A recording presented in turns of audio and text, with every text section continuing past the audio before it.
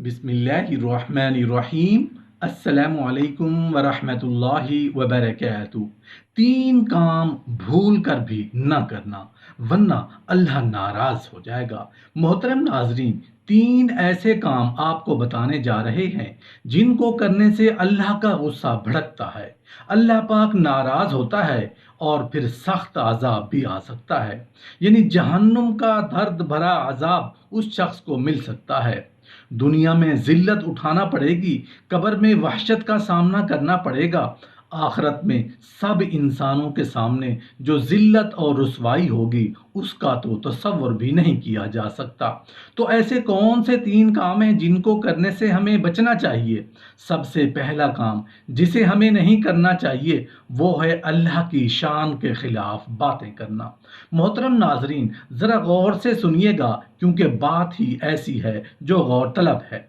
एक नेक बंदा जिसने अपनी ज़िंदगी के 70 साल 10-20 नहीं बल्कि 70 साल अल्लाह की इबादत में गुजारे, उसके बाद उसका इंतकाल हो गया। वो एक दोस्त को ख्वाब में नजर आए। दोस्त ने पूछा, हजरत क्या हाल है? आपने फरमाया, कुछ नहीं, बस अभी तक तो बख्शिश नहीं हुई है। पूछा कि आपने तो 70 साल अल्लाह की इबादत की है, फिर आपकी बख्शिश क्यों नहीं हुई? तो फरमाया, उन 70 साल की इबादत के बारे में तो अभी तक मुझसे पूछा ही नहीं गया। मेरा मामला तो सिर्फ एक बात पर रुका हुआ है। पूछा कि आखिर वो मामला क्या है? तो फरमाया, एक मर्तबा मैं अपने घर में बैठा हुआ था, गर्मी का मौसम था, तेज धूप थी, फिर अचानक से बारिश होने लगी तो मेरे मुंह से निकल गया, उफ, ये बेवक्त की बारिश। बस अल्लाह ने मुझसे पूछा, वो बारिश बेवक्त की कैसी थी, उसे साबित करके दिखाएं, क्योंकि अल्लाह के यहाँ हर चीज़ का एक वक्त मुकर्रर है। अब मैं उसे बेवक्त की बारिश कैसे साबित कर दूं? बस इसी एक गुनाह की वजह से बख्शिश नहीं हुई। ये शदीद गर्मी या सर्दी में बेवक्त बारिश का होना, ये सब अल्लाह की मर्जी है। कब क्या करना है, कैसे करना है, अल्लाह के यहाँ सब तय है। इसलिए उनके कामों में अपनी कम अक्ली ना लगाएं और अपनी जुबान से ऐसे अल्फाज कभी ना निकालें जो उसकी शान के खिलाफ हों। ऐसा ना हो कि अल्लाह नाराज हो जाए, अल्लाह को गुस्सा आ जाए और अल्लाह गजबनाक होकर हमें सजा का मुस्तहक बना दे। मोहतरम नाजरीन, दूसरा अमल जिसको भूल कर जिंदगी में नहीं करना वो है वालिदैन से चिल्ला कर बात करना। वालिदैन के साथ चिल्ला कर अगर बात करोगे तो फिर क्या होगा, खुद ही देख लो। रसूलुल्लाह सल्लल्लाहु अलैहि वसल्लम फरमाते हैं कि कल जब क़यामत का दिन होगा और एक बंदे को अल्लाह की बारगाह में हाजिर किया जाएगा, उस बंदे के नामे आमाल में हर तरह की नेकी मौजूद होगी और उसके पास पहाड़ों जैसी नेकियां साथ होंगी और नेकियों को देखकर अहले माशर वाले भी हैरान होंगे। यानी कि उसके पास इतनी सारी नेकियां होंगी। उसके बाद उस बंदे की तमाम नेकियों को यानी मीज़ान तराजू में रखा जाएगा, उसकी नेकियों का पलड़ा भारी हो जाएगा, उसके गुनाहों का पलड़ा हल्का हो जाएगा। वो बंदा यकीन करने लगेगा कि अब तो मैं जन्नत में जाने वाला हूँ।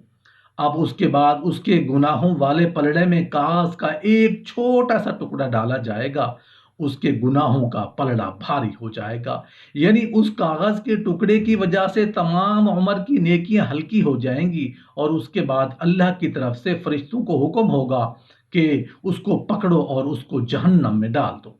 वो बंदा हैरान हो जाएगा और सोचने लगेगा कि मैंने उम्र भर अल्लाह की इबादत की, आखिर मुझसे ऐसा कौन सा गुनाह हो गया जो उस कागज के टुकड़े में है जिसकी वजह से मेरे गुनाहों का पलड़ा भारी हो गया।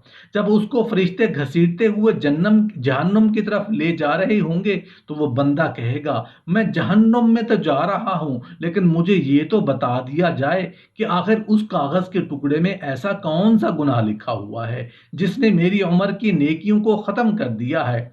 तो फिर अल्लाह पाक फरमाएगा, ऐ मेरे बंदे, तूने एक मर्तबा अपनी वालिदा से चिल्ला कर बात की थी, सिर्फ एक बार चिल्ला कर बात करने का गुनाह उस कागज के टुकड़े में लिखा हुआ है, बस उसकी वजह से मेरी तमाम नेकियां हल्की हो गई हैं। अल्लाह अकबर। जरा सोचिए कि माँ बाप से सिर्फ एक बार चिल्लाकर बात करने का गुनाह इतना बड़ा है اور جو لوگ اپنی ماں کو باپ کو اہمیت ہی نہیں دیتے، ایسے لوگوں کے ساتھ کیا ہونے والا ہے اللہ بہتر جانتا ہے۔ اس لیے اگر آپ کامیاب ہونا چاہتے ہیں تو اپنے ماں باپ کی خدمت کریں اور ان کو ہمیشہ خوش رکھیں۔ دعا ہے کہ اللہ تعالی ہم سب کو اپنے ماں باپ کی خدمت کرنے کی توفیق عطا فرمائے اور ان کا ادب و احترام کرنے کی توفیق عطا فرمائے۔ محترم ناظرین، تیسرا کام جسے بھول کر بھی نہیں کرنا، ایسا نہ ہو کہ اللہ ناراض ہو جائے، اللہ کو غصہ آ جائے اور اللہ غضبناک ہو کر ہمیں سزا کا مستحق نہ بنا دے، وہ ہے نماز سے بے رخی کرنا۔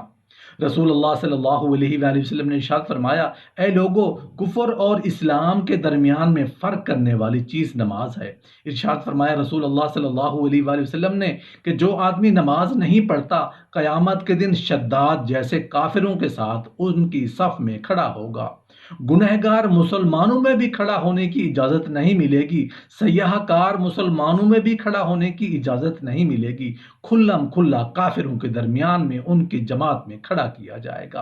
ارشاد فرمایا رسول اللہ صلی اللہ علیہ وآلہ وسلم نے کہ جو 5 وقت کی نماز ادا نہیں کرتا اللہ تعالیٰ بھی بری ہے، میں کالی کملی والا بھی بری ہوں، اس کا جو حال بنے مجھ سے کوئی تعلق نہیں۔ ارشاد فرمایا محمد عربی صلی اللہ علیہ وآلہ وسلم نے، اور لوگوں، الصلاۃ معراج المومنین، فرمایا نماز مومنین کی معراج ہے۔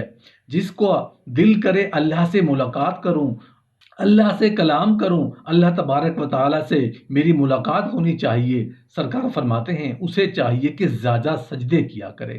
صحابہ کرام نے عرض کیا، یا رسول اللہ صلی اللہ علیہ وآلہ وسلم، قیامت کے دن قیامت تک کی ساری دنیا موجود ہوگی، آدم علیہ السلام کی امت موجود ہوگی، نوح علیہ السلام کی امت موجود ہوگی، ابراہیم علیہ السلام کی امت موجود ہوگی، موسیٰ علیہ السلام کی امت موجود ہوگی، 1,24,000 انبیاء کرام کی امت موجود ہوگی۔ آپ اپنی امت کے لوگوں کو اتنے بڑے مجمع میں کیسے پہچانیں گے؟ آپ صلی اللہ علیہ وآلہ وسلم نے فرمایا، قیامت کے دن میری امت کے وضو کے اعضاء یعنی منہ اور ہاتھ اور پیر، وضو کے اعضاء جو وضو میں دھوئے جاتے ہیں، حضور فرماتے ہیں قیامت کے دن چاند کی طرح چمکیں گے تو میں پہچان جاؤں گا یہ میرا امتی ہے۔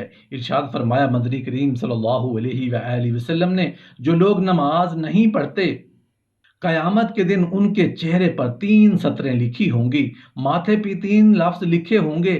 پہلا لفظ یہ لکھا ہوگا کہ یہ کافر ہے، مسلمان نہیں ہے، چاہے وہ مسلمانوں کی برادری میں شامل ہوتا ہو، مسلمانوں کے اندر اس کا رہن سہن ہو، لیکن آقا کے فرمان کے مطابق حضور نے فرمایا وہ کبھی بھی مسلمان نہیں رہ سکتا، مسلمان بن کے مر نہیں سکتا۔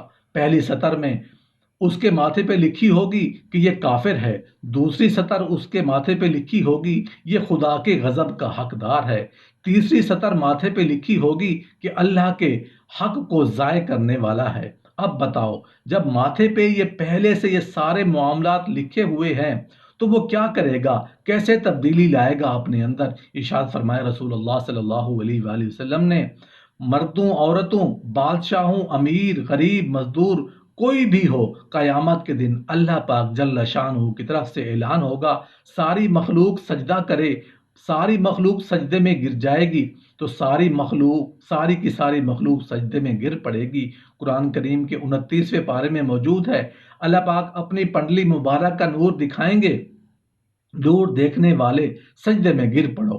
کچھ لوگ ایسے ہوں گے، قرآن کہتا ہے ان کی کمر میں لوہا ڈال دیا جائے گا، جھکنے نہیں پائیں گے، پتہ چل جائے گا کہ یہ وہ اللہ جل شانہ کے 5 وقت کے باغی ہیں۔